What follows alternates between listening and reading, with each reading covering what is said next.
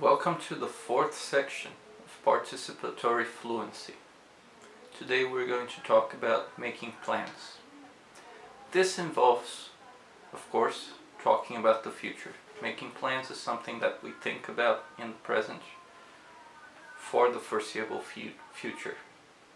And so this will involve a few grammatical norms that we have to keep in mind, which are namely referring to the past and to the present and present continuous. These are things that we learned in the first, second, and third modules, and these are things that basically, in terms of grammatical norms, refer to using the verb to be correctly, using a range of verbs in the correct subjects with the correct conjugations. If it's first, second, or third person singular or plural, with the correct conjugations, and having a broad understanding of how these verbs relate to situations where we can apply them for our habits especially, and for talking about likes and dislikes in a more varied way, and so that we can express the goals of our third modules so far and expand chances of interaction with people in a way that is fruitful, in a way that makes interaction more interesting and possibilities more broad. Understanding the present is important, but a second step and the next step is to talk about the future. And so you may find yourself in a situation where somebody asks you simply what you want to do tomorrow. Your partner may ask you what you want to cook for lunch. You will be sitting on bed, and your partner will say to you, what do you want to cook for lunch? And so we're talking about wants. Wants and needs have an important role here. Of course, you need to make breakfast and lunch and dinner. Some people don't do that, but of course you need to make something to eat. Or you'll order, or you'll go to a place to eat food. But we all need to eat food. This is something that we will always have a future reference of. Eating foods and talking about these things will refer using future forms. Now, if your partner is in bed and asks you, what do you want for lunch?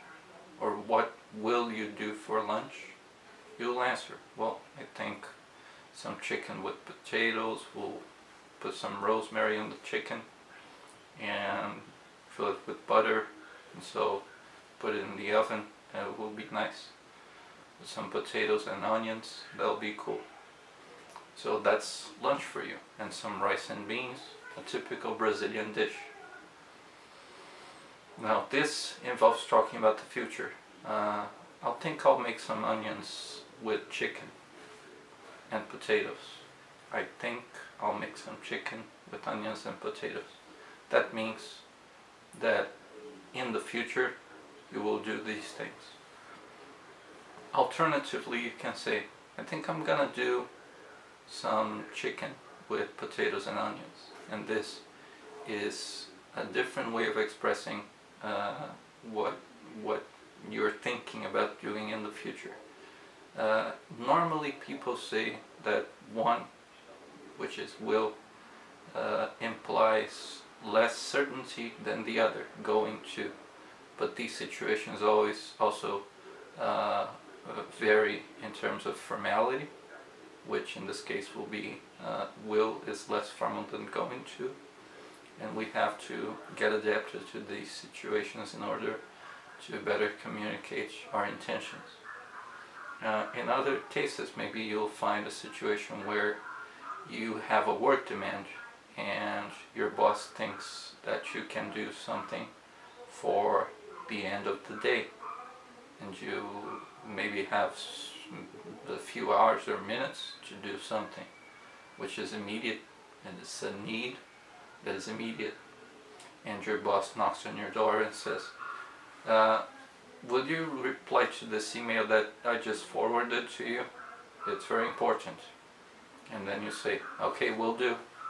Will do is an important phrase or expression that people use to talk about the future and to talk about agreeing to do things. So will do. I will do it.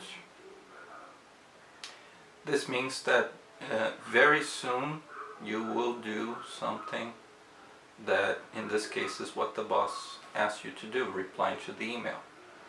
But there are many ways that you can reply to this. You can say, I'm not sure I can do that because I have a sheet open on my Excel and I'm putting all this information about clients, and it's taking me some time because I have to sort it out.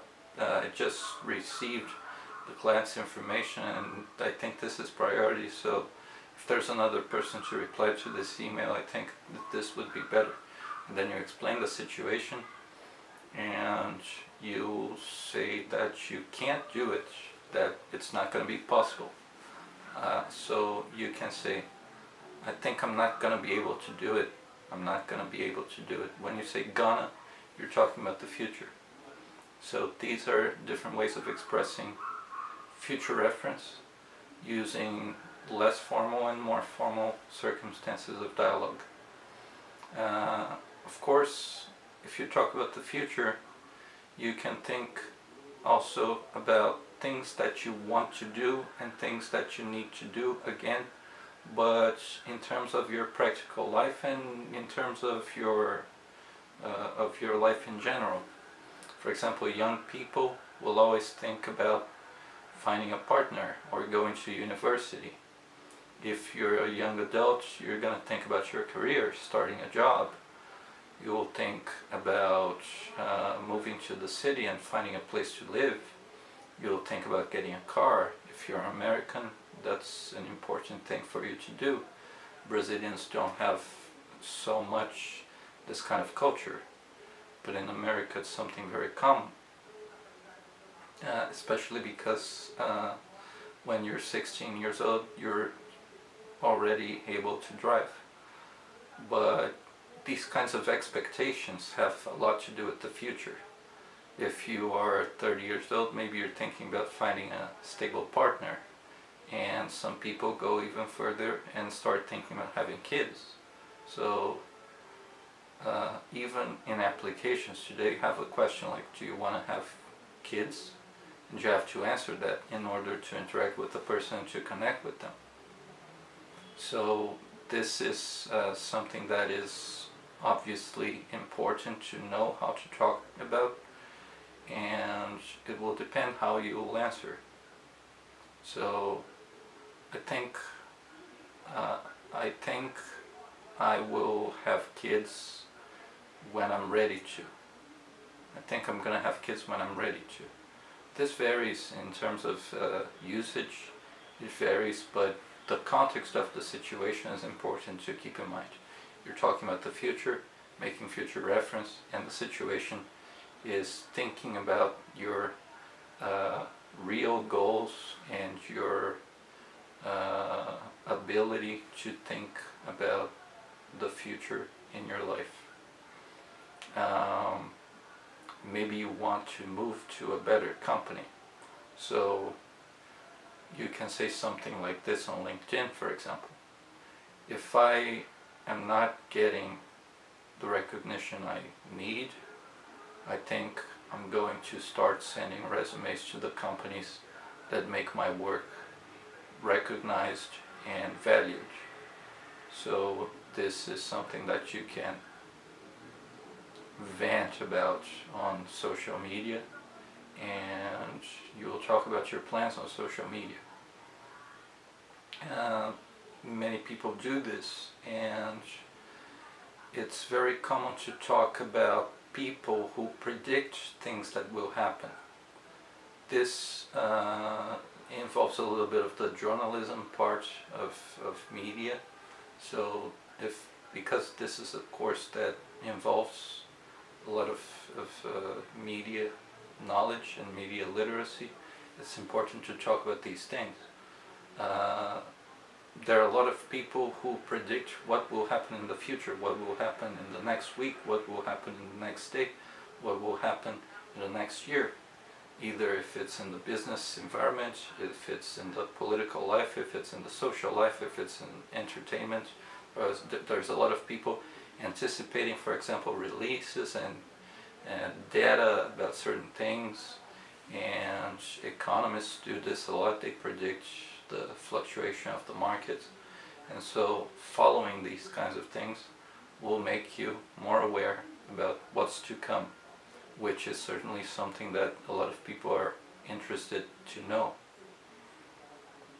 This is a more complex area, but exploring these possibilities will make you more aware of the world that we live in, and expressing what you think you need to do or what you want to do will be easier if you have something in mind about what people have talked about. I think I will leave X, for example, is a very common thing to be heard in these days as of 2024. You may think about many other social platforms, and I don't want to make a clear case here about certain platforms, but it is something that some people have raised, and you can find examples of people not being satisfied with social media and saying things like that. I think I will leave this platform. I think if I'm not happy here, I will have a different place to go. This is another example. So in all of these cases, you're talking about future situations, and it's important to explore the context and to be able to express yourself, to have a conversation about the future with the people you're interacting with. I'll see you next time.